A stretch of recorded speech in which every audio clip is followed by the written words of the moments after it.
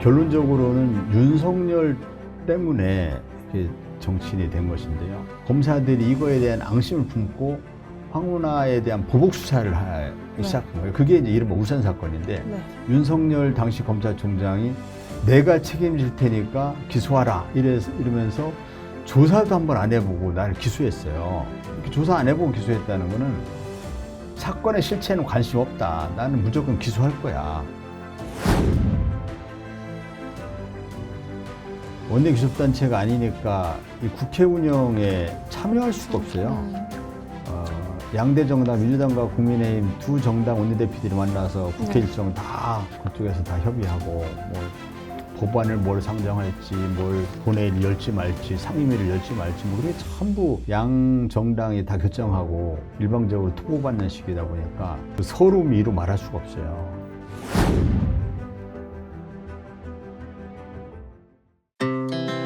Our hearts beat to the city streets.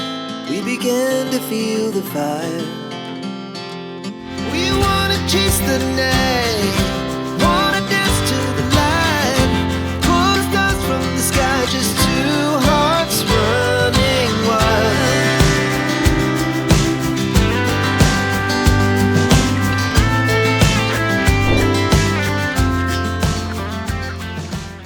한 정치인의 인생 궤적을 돌아보는 폴리티션 스토리. 안녕하세요. 정치부 윤채영입니다.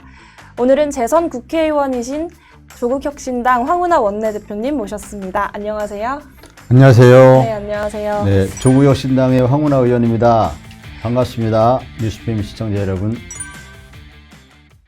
대표님, 그러면 경찰 일 하시면서 좀 가장 기억에 남는 에피소드가 있을까요? 제가 듣기로는 영화 인정사정 볼 것 없다. 그게 대표님이 인천에 서장으로 계실 때인가요? 인천 서부경찰서에서 형사과장을 했었어요. 형사과장으로 계실 때? 형사과장을 했는데, 네네. 그때가 그 에피소드가 좀 제일 기억에 남는 게 있었던 것 같아요. 그 당시에 파주에 용주골이라는 데가 있어요. 제가 형사과장을 할 때 어느 날 어떤 분이 이제 신고를 했는데, 내 딸이 중학생인데 집을 나가서 안 들어오고 있다. 가출 신고를 한 거죠. 경찰이 좀 찾아달라. 찾아보니까 파주 용주골이라는 데에 가 있어요. 파주 용주골은 사창가입니다. 율락가. 그 당시 이제 저는 형사과장이었고, 형사과 산하에 이제 강력반들이 있어요. 강력 1반장, 강력 2반, 강력 1팀, 2팀, 뭐 이렇게 쭉 강력반장들이 있는데, 그 강력반장 한 명에게 그 학생이 있는 그 포주 그 집에 연락을 해서 다른 건 문제 삼지 않을 테니 그 학생만 빨리 돌려보내라. 좋은 말 할 때 돌려보내라. 이렇게 얘기를 했어요. 근데 그 반응이 웃기는 소리 하지 말라, 뭐 이런 반응이 나온 거예요, 그쪽에서. 그래서 제가 그 보고를 받고, 그래, 초토화시키겠다. 이렇게 마음을 먹고, 그래서 이제 그 진압작전을 세웠죠.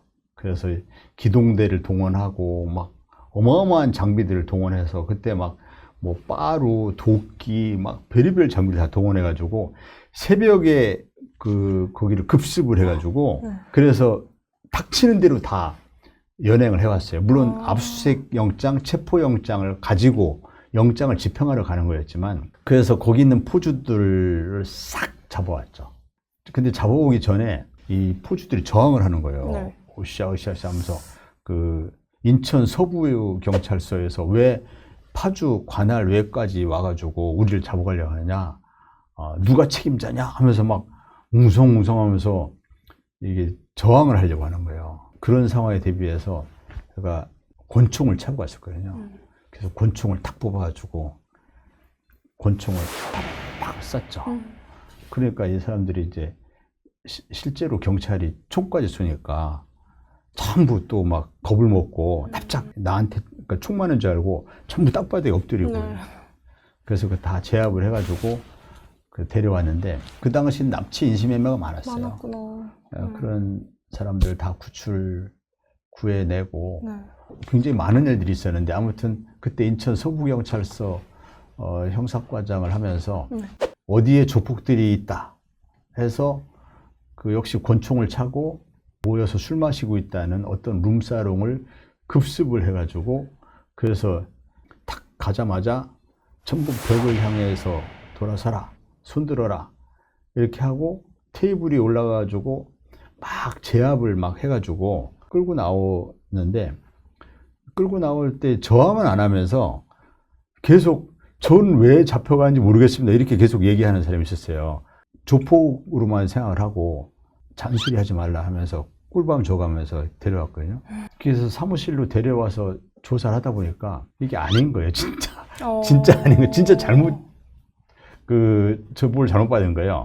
근데 그 친구들이 좀 어린아이들이었어요. 한 20대 전후, 20세 전후의 어린아이들이어서 너희들을 내가 잘못 알고 데려온 건 맞는데 20세밖에 안 된 어린아이들이 무슨 돈으로 어른들도 다녀서는 안 되는 룸살롱을 다니고 있느냐.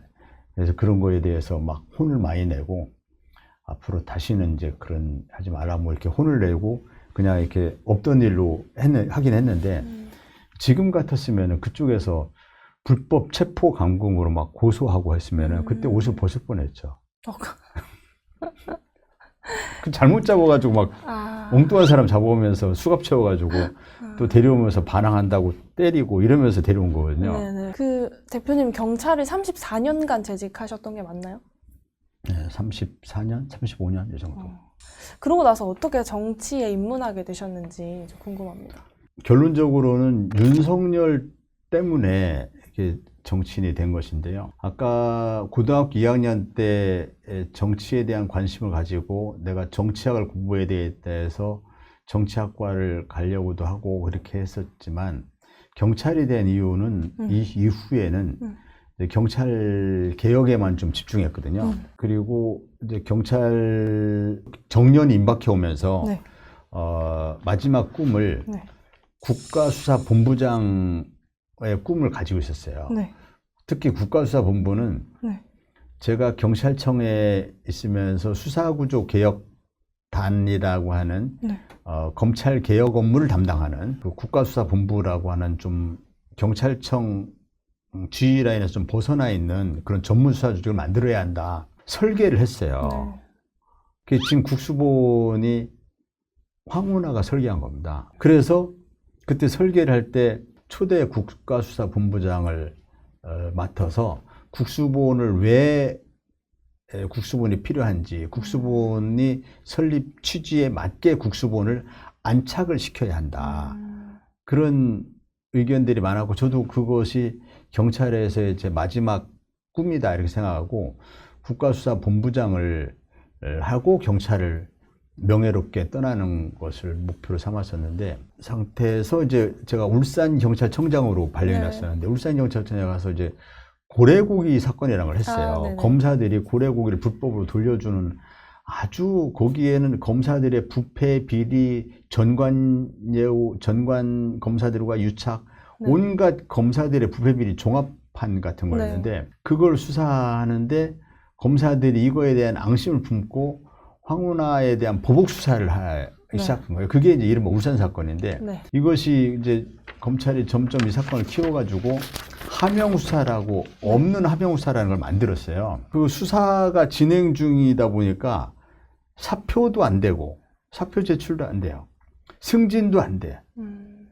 이게 너무 억울한 거예요. 윤석열 당시 검찰총장이 내가 책임질 테니까 기소하라 이러면서 조사도 한번 안 해보고 나를 기소했어요. 이렇게 조사 안 해보고 기소했다는 거는 사건의 실체는 관심 없다. 나는 무조건 기소할 거야. 답은 정해져 있으니까 나중에 무죄가 되든 말든 그건 모르겠고 일단은 기소를 해가지고 망신을 주겠다라는 그런 의도거든요.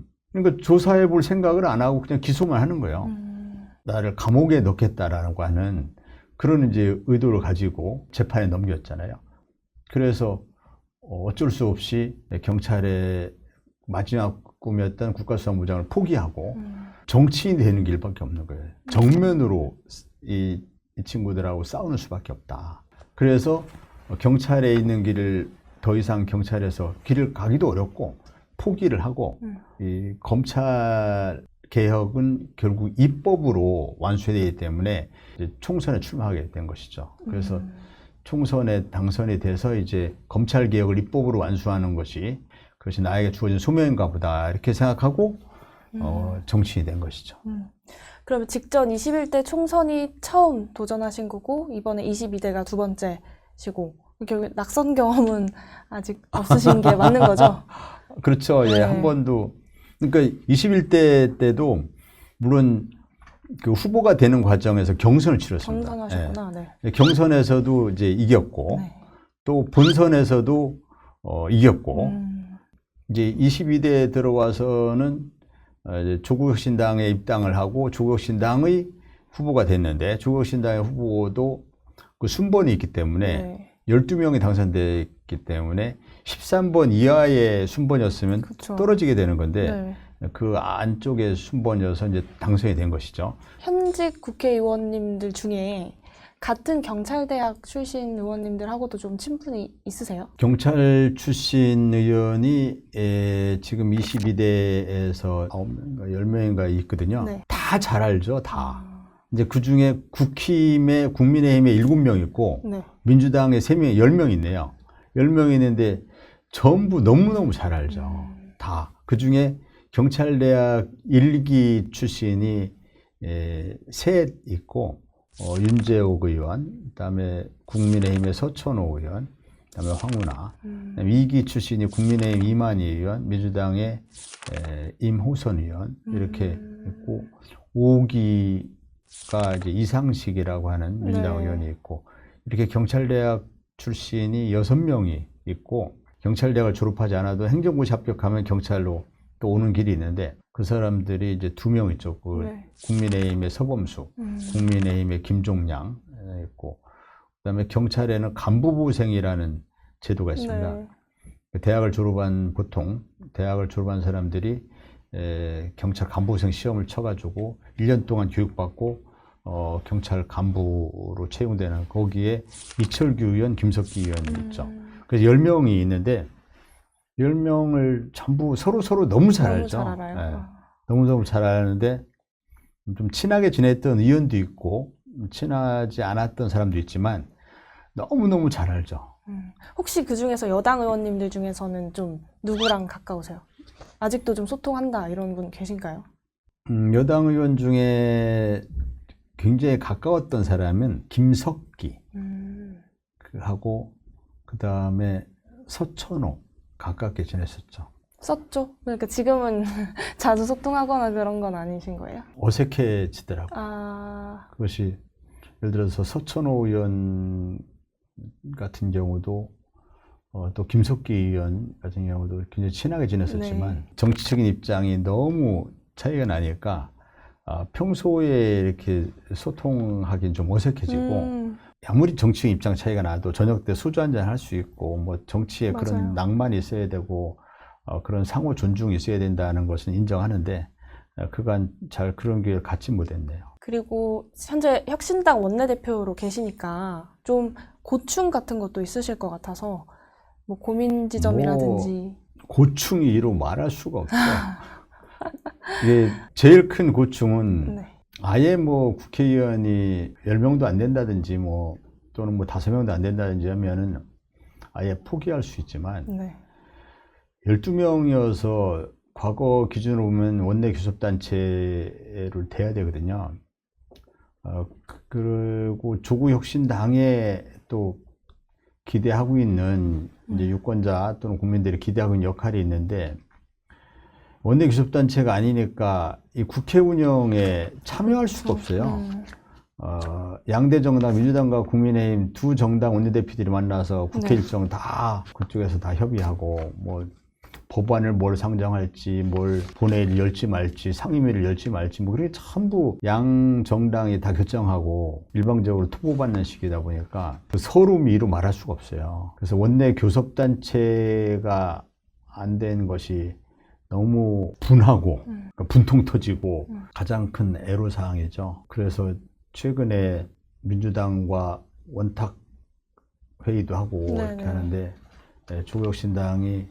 조국혁신당의 입장을 위해서 조국혁신당의 이익을 위해서 원내교섭단체 요건 완화를 주장하는 게 아니고 그런 거 이유가 그것만이 아니고 이 민주당이 본래 2000년 초반부터 20년 넘게 다당제 정치 지형을 만들기 위해서는 원내교섭단체 요건이 완화되어야 한다. 소수정당의 목소리가 국회 다양성이 이런 것이 보장되기 위해서는 교섭단체 요건이 완화해야 된다. 민주당이 줄곧 얘기해왔던 것이고 그래서 그것이 그 정치 발전을 위해서 소수정당의 목소리, 다양성의 보장, 다당제 정치 지형 뭐 이런 걸 위해서는 교섭단체 요건이 10석이든 14석이든 15석이든 어느 정도 어느 요건이든 그걸 완화해야 한다. 이거에 대해서 민주당이 소극적인 태도로 일관하고 약속을 지키지 않는 거에 대해서 유감스럽게 생각하는 거죠. 마지막 질문 드릴 텐데요. 대표님은 어떤 국회의원으로 좀 기억되고 싶으신가요? 사실 정치 입문 동기도 그렇고 해서 검찰개혁 입법을 기어이 완수해낸 사람, 검찰개혁 입법을 기어이 해낸 사람, 이것으로 기억되고 싶죠.